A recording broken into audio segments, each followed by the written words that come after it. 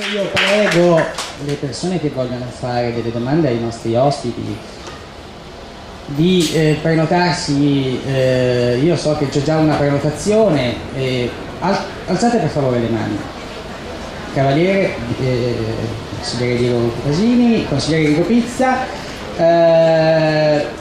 Facciamo questo primo giro di domande, sentiamo le risposte dei nostri ospiti e poi eventualmente, anche molto volentieri, dipende dalla disponibilità degli ospiti che spero prosegua, andiamo avanti con un altro ciclo delle domande. Allora, Volpe, Basini, Pizza, Pechini. Io temo che Pechini per ordine alfabetico venga in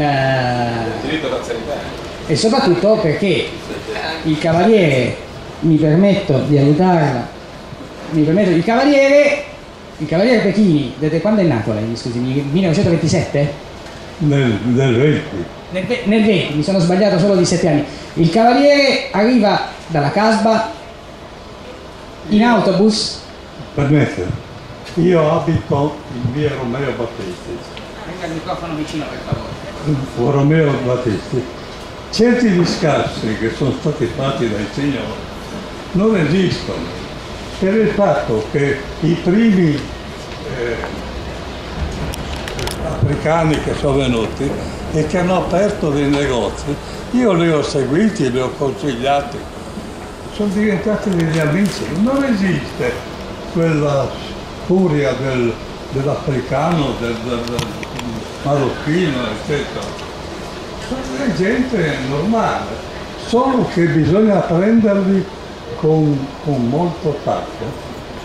E io avevo consigliato al comune di fare delle riunioni delle vie in maniera da chiarire certi comportamenti che non sono i comportamenti dei Friuli insomma.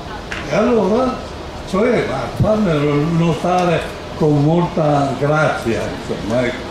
Io ho visto che facendo questi discorsi ai negri, la mattina li salutano, mi danno la mano. Perché dobbiamo creare un problema che non esiste? Sì, inutile a fare, se c'è da fare una conferenza, una riunione, noi che siamo stati in Africa, io sono stato 2 anni in Africa, poi nei Balcani, poi in Inghilterra, in Francia, eccetera. A combattere, mi sembra di ricordare, vero? Sono stato a combattere, sono rimasto ferito a Tobruk, rimpatriato con la nave ospedale, poi prigioniero di 3 eserciti, figurate, perché sono guarito ma mandato nei Balcani.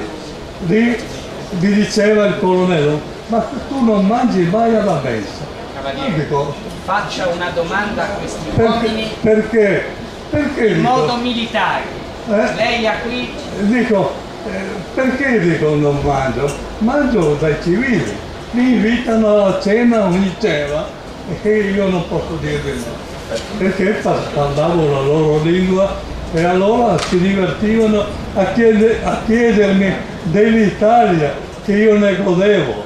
Perché l'ultima che è capitata mi è arrivato un brasiliano, un bambino di 13-14 anni, con una maglia scritto Viva l'Italia. Dico, vieni qua. Gli ho portato il caffè e gli ho offerto un pacco di... E allora i genitori mi domandano un pacco di cioccolatini. Mi domandano perché l'ha fatto? Perché dico, è ora che sento a parlare anche dell'Italia. E dico, è vostro merito che il figlio giri con quella maglia lì. Tutto qua. Io sono da Udine da 60 anni e i primi immigrati li ho guidati io, lì nella zona.